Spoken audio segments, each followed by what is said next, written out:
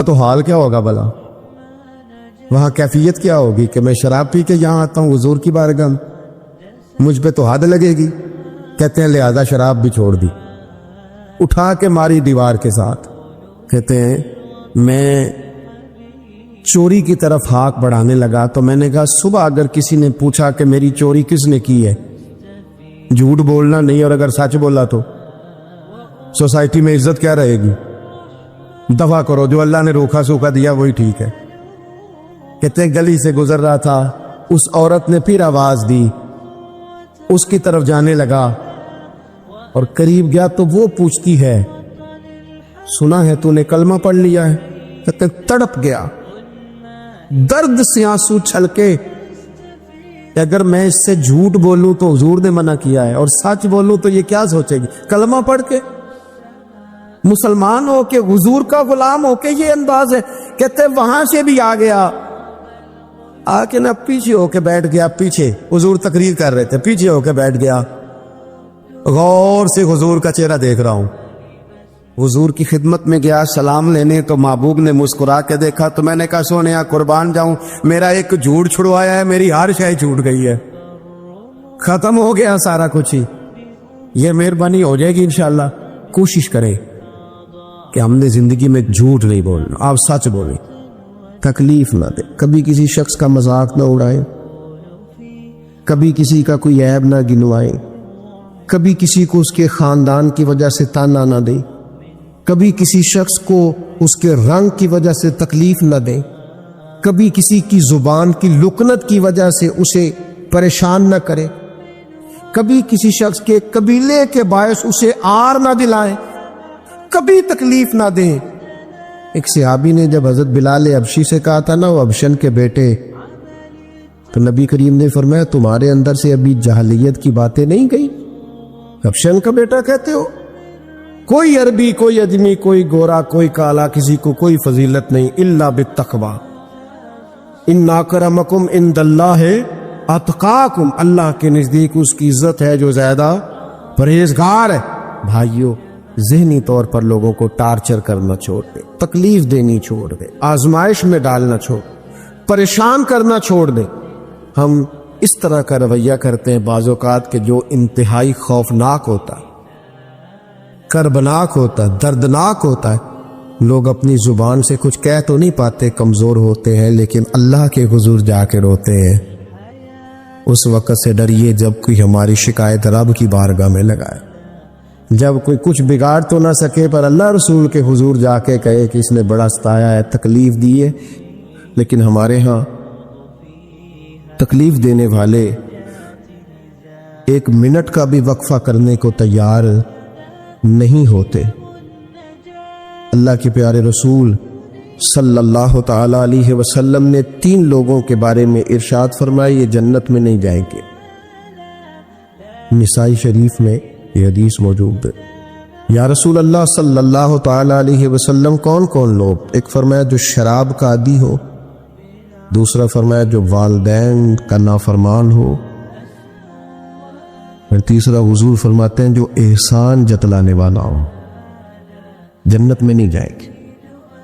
نیکی کی ہے اب تو بھول جا، اور نیکی کی ہے تو اسے محض اپنے رب کی رضا کے حصول کا ذریعہ سمجھ، تو احسان جتلا رہا ہے۔ یہاں تک کہ والدین کے ساتھ، بہن بھائیوں کے ساتھ، دوست احباب کے ساتھ، قریبیوں کے ساتھ نیکی کر کے بھی لوگ احسان جتلاتے ہیں، ضائع ہو جاتی ہے نیکی۔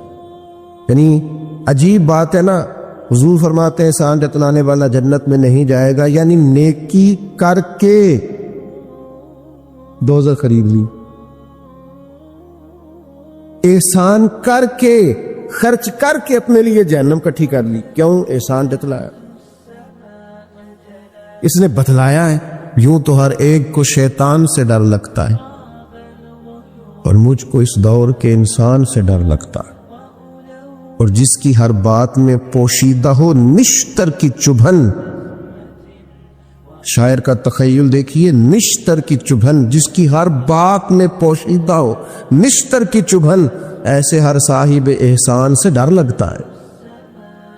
اس طرح کے احسان کرنے والوں سے خوف آتا ہے کہ اللہ بچا ان سے۔ کچھ لوگ اذیت دیتے ہیں، تکلیف دیتے ہیں، آزمائش میں ڈال دیتے ہیں. کسی کے گھر مہمان چلے گئے ہیں، آپ کو چند لمحوں کے لیے جانا ہے، تو آپ وہاں جا کر ایک بڑے زبردست قسم کے انجینئر کیوں بن گئے؟ یہ دیوار پہ کیا کام کرایا ہے، یہ کس سے کرایا ہے، یہ اگر آپ کو میں ایک بندہ بتاؤں، اگر فلاں سے آپ کام، بھئی آپ کو تو بطور مہمان بلایا گیا ہے، آپ کو کس نے کہا ہے کہ آپ انجینئر کے طور پہ دعوت دی ہے؟ آپ آئے ہیں، تشریف رکھیے، اور جتنی دیر آپ کو کہا جاتا ہے آپ بیٹھیے، اور پھر اس پر تبصرہ ہے، یہ فرنیچر کہاں سے لیا ہے، یہ قالین کہاں سے آیا ہے، اتنے سوال جواب. بعض دوست ایسے ہوتے ہیں جن سے کہنا پڑتا ہے کہ میرے بھائی آپ مہربانی کریں، ہم آپ کو نہ انجینئر سمجھتے ہیں نہ اچھا ڈیزائنر سمجھتے ہیں، ہم نے تو آپ کو ملنے کے لیے بلایا تھا، آپ آئیے اور جائیے. اور اتنے زیادہ تو مطلب وقت ہی نہیں ہے انسان کے پاس کہ وہ جائے اور اتنے زیادہ تبصرے کرے اور جا کے کسی کو تکلیف دے. آپ کیوں تفتیش کرتے ہیں؟ کس نے اجازت دی آپ کو جاسوسی کریں؟ آپ تکلیف دے رہے ہیں سامنے والے کو. کیا کرتے ہیں، کیا کماتے ہیں، کہاں سے؟ میرا رب ہے جس نے سب کے پردے رکھے ہوئے. اب کیوں ایسی حرکات کرتے ہیں جس کی بنیاد پر جناب کا ذریعہ آمدن کیا ہے؟ میرا ذریعہ آمدن یہ ہے کہ آپ دے جاتے ہیں تو میں کھا لیتا ہوں. آپ اپنا ذریعہ آمدن کی فکر کریں، آپ دوسروں پر کیوں اس قدر زیادہ بوجھ ڈالتے؟ اور پھر کھانا سامنے رکھا جاتا ہے، یہ میں نہیں کھاتا، تو آپ کو جو کھانا تھا گھر سے لے آتے، کیا یہ اچھا ہوتا؟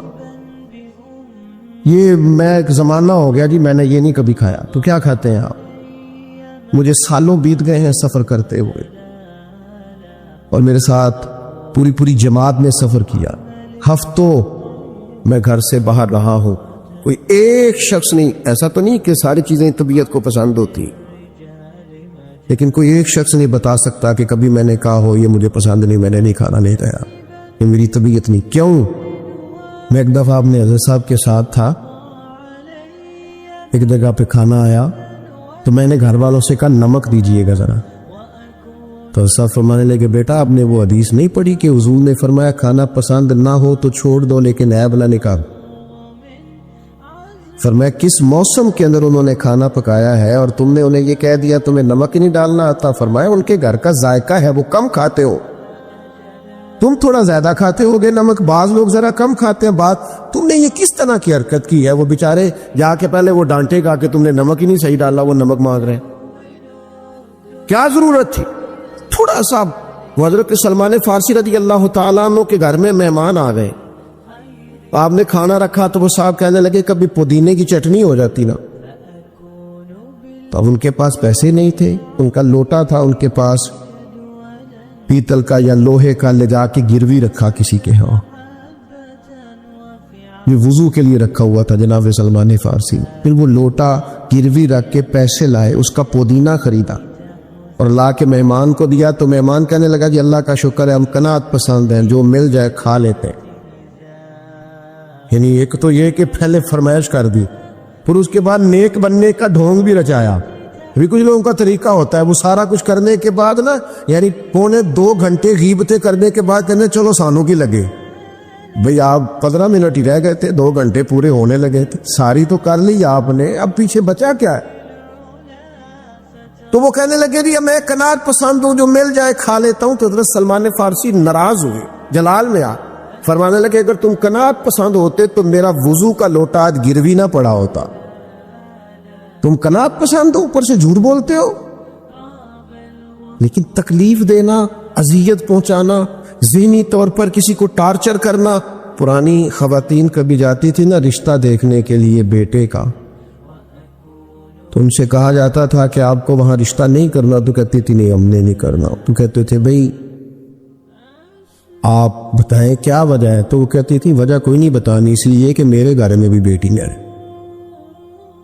میں کوئی وجہ نہیں بیان کروں گی، میں کسی کی بیٹی کا عیب کیسے بیان کروں. لیکن میں نے اخبار میں اس بیٹی کا تذکرہ بھی پڑھا جو پچھلے 2.5 سالوں سے اس لیے مینٹل ہاسپٹل میں زیر علاج ہے کہ کوئی 50 سے زیادہ لوگ رشتہ دیکھنے آئے. کسی نے کہا ذرا چل کے دکھاؤ، تو کسی نے کہا ذرا بول کے دکھاؤ، تو کسی نے کہا کہ اگر قد 2 انچ بڑا ہوتا، اتنی تکلیف، اتنی اذیت، اور اس دین کے ماننے والے جو دین ہمیں سبق دیتا ہے کہ بیٹیاں اور بہنیں ہوتی برابر ہیں، وہاں یہ رویہ ہمارا۔ اور زیادہ تر ان لوگوں کا معاملہ جن کے پاس نیا نیا پیسہ آیا، نئی نئی دولت آئی، اب ان کو سمجھ نہیں آ رہی کہ وہ کیسے اپنے آپ کو زمین سے اٹھا کے آسمان تک لے جائے۔ خدا کے بندو، اس طرح کی اذیت، اس طرح کی تکلیف، اس طرح کا لہجہ جس سے سامنے والا نفسیاتی بوجھ کے نیچے دب جائے، یہ بندہ مومن کی شان نہیں ہے۔ کبھی بھی ایسا نہ کرے، اجلی اجلی سونی سونی صاف ستھری بات کرے۔ مومن کی شان یہ ہے کہ سب کچھ ہو سکتا ہے، پر مومن جھوٹا نہیں ہوا کرتا، وہ بددیانت نہیں ہوتا، وہ کسی کو تکلیف نہیں دیتا، اذیت نہ دے، پریشان نہ کرے۔ گھنٹوں بیل بجا رہا ہے گلی سے گزرنے والا آدمی، لیکن صاحب گاڑی لگا کے چلے گئے، انہیں پتہ ہے دوسری گاڑی نہیں گزرے گی، لیکن وہ اذیت دے رہے ہیں۔ ایک چور، اوپر سے سینہ زور، اگر وہ باہر نکلے ہیں کہ آپ کو جانا ہے اور سامنے گاڑی لگی ہوئی تو وہ نکل کے کہتے ہیں کوئی آگ بجھانی ہے آپ نے، جا کے فائر برگیڈ کی گاڑی میں بیٹھے۔ نہیں جناب، آگ نہیں بجھانی، لہذا آپ آرام کریں، لگی رہنے دے گاڑی۔ پتہ ہے آپ کو نبی پاک علیہ السلام نے رستے بند کرنے سے منع فرمایا، رستوں کے نشان مٹانے والوں پر لعنت فرمائی۔ جہاں جہاں لکھا ہوتا ہے نا لاہور اتنے کلومیٹر دور ہے، وہاں اشتہار لگا جاتے ہیں لوگ۔ آپ کو پتہ ہے یہاں اشتہار لگانا منع ہے، رستوں کے نشان مٹانے والے کو ملعون کا ہے حضور۔ تکلیف دے رہے اللہ کے بندوں کو، آزمائش میں ڈال رکھا ہے۔ نبی کریم علیہ السلام کے پیارے غلام اور امت کے لیڈر سیدنا عمر فاروق رضی اللہ تعالی مکہ مکرمہ تشریف لے گئے تو پتہ چلا ایک سردار نے روڑے رکھ کے اپنی گلی میں کچھ جگہ اونچی کر لی ہے، لوگوں کو گزرنے میں تکلیف ہوتی ہے، یہ حضرت عمر ہے۔ انہوں نے یہ نہیں کہا کہ مجھے عالمی مسئلہ بتاؤ، گلی محلے کا کیس میں سنوں، جاؤ بلدیہ والوں سے بات کرو، یہ نہیں فرمایا کہ جناب ایک سردار نے گلی میں پتھر رکھ لیے ہیں اپنی کسی سہولت کے لیے، لوگوں کو تکلیف ہوتی۔ جناب عمر درہ لے کے گئے، سردار کے دروازے پہ دستک دی، مکہ مکرمہ میں تھے حضرت عمر، وہ باہر آئے، فرمایا روڑے تم نے رکھے؟ جناب میں نے رکھے۔ فرمایا اٹھانے بھی تمہیں پڑیں گے، نکلو باہر، تم نے اللہ کے بندوں کا رستہ کیوں روک دیا؟ اٹھاؤ انہیں، لے کے چلو۔ یہاں تو عجیب حالت ہو گئی ہے، آپ کسی کو کہہ کے دیکھیں، اس نے ایک موٹر سائیکل گزارنی ہوتی ہے صرف، لیکن سارے آنے جانے والوں کا رستہ اس نے تھڑی بنا کے روک دیا۔ اسے کیا لگے؟ اذیت نہ دے، تکلیف میں مبتلا نہ کرے، اللہ کے بندوں کے لیے آسانی کرے۔ کوشش کرے ہمیشہ کہ اگر ہم کسی شخص کے ساتھ آسانی کر سکتے ہیں، سہولت دے سکتے ہیں تو اسے سہولت دیں۔ لیکن وہ ایسا عجیب معاملہ ہو گیا ہے آج کل کہ آپ کسی کو کسی ایسی معاملے میں سمجھانے کی کوشش کرتے ہیں تو وہ الٹا اس پر دلائل دیتا ہے، اور میں نے دیکھا ہے ذہنی تناؤ بڑھ رہا ہے، تفکرات میں انتشار ہے، لوگ پریشان ہیں، عجیب و غریب سا الجھاؤ ہے۔ تھوڑی دیر کی لڑائی کے لیے، تھوڑی دیر جیتنے کے لیے لوگ ایسی ایسی بات کر دیتے جو رات کو سونے نہیں دیتی آدمی۔ دیکھو حضور علیہ السلام نے فرمایا پہلوان تو وہ ہے جو غصے کے وقت اپنے آپ کو کنٹرول کرے، اپنے آپ کو کنٹرول کر لے، غصہ چڑھا ہوا تو پہلوان ہے۔ کیوں ایسی باتیں اپنی زبان سے نکالتے ہیں جو دوسروں کے لیے تکلیف کا باعث ہے، جو اذیت ناک ہو جاتی ہیں، جن کو انسان پھر برداشت کرنے کی طاقت نہیں رکھتا۔ سیدہ عائشہ صدیقہ رضی اللہ تعالیٰ عنہا ارشاد فرماتی ہیں حضور کو جب بھی 2 باتوں میں اختیار دیا جاتا، اللہ کے رسول آسان بات کو اختیار فرمایا کر۔ حضور لوگوں کو تکلیف دینا پسند، کبھی ایسا نہیں ہوا کہ کوئی مشکل حکم نبی کریم صلی اللہ تعالی علیہ وسلم نے دیا ہو، آسانیاں پیدا کریں لوگوں کے۔ کوشش کریں ہمارا وجود کسی کے لیے بوجھ نہ بنے، ہماری طبیعت کسی کے لیے تکلیف کا باعث نہ بنے، ہمارے لب و لہجے سے، ہمارے اٹھنے بیٹھنے سے کسی شخص کو کسی قسم کی کسی تکلیف کا سامنا نہ کرنا پڑے۔ بے ضرر زندگی خوبصورت زندگی ہوتی، بے ضرر۔ میں نے پہلے بھی کہا تھا، پھر کہتا ہوں، کچھ داماد صاحب ایسے ہوتے ہیں کہ جو آ جائے نا گھر میں تو سسرال والوں کو مصیبت بنی ہوتی، وہ کہتے ہیں چودھری صاحب آ گئے، بڑی تکلیف کا باعث ہوتا ہے وہ، اور وہ سارا کھانا پینا بھی کھاتا ہے، آرام بھی کرتا ہے، اور جاتی دفعہ اپنی بیوی سے کہتا ہے تیرے پیکے میری عزت نہیں کر رہے، وہ اذیت دیتے ہیں، تکلیف دیتے ہیں۔ کچھ لوگ ایسے بے ضرر ہوتے ہیں، وہ کہیں چلے جائے آ جائے اسی کسی دے کچھ بھی نہ لگ دے، نہ کوئی زیادہ در، بے ضرر، جہاں بیٹھے ہیں وہاں بیٹھ گئے۔ ایک دوست تھے بڑے پیار والے اور بڑے سیانے آدمی ہیں، لیکن سیانے بندوں کو بھی کئی دفعہ باتیں کرنے والے وہ دور لے جاتے ہیں۔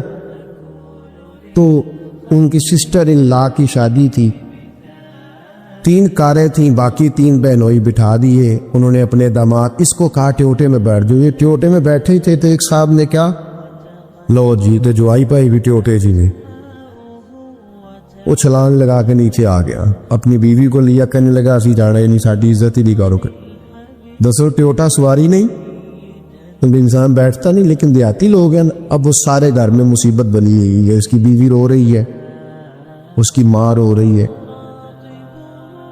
بڑی عجیب و غریب کیفیت۔ اس کے سسر صاحب نے مجھے فون کیا کہ یہ آپ کی بڑی بات مانتا ہے، ذرا فون کرے، تو میں نے اسے فون کیا، میں کہ تو صرف نہ 3 منٹ بھول جا تینوں کسی کو گال کی پہ، سوچ بھلا تو نے یہ فساد کس لیے ڈالا ہوگا، عزت مانگ کے لی جاتی ہے، چھین کے لی جاتی ہے، احتجاج کر کے لیجیے، طریقہ عزت لینے کا جو تم نے اختیار کیا۔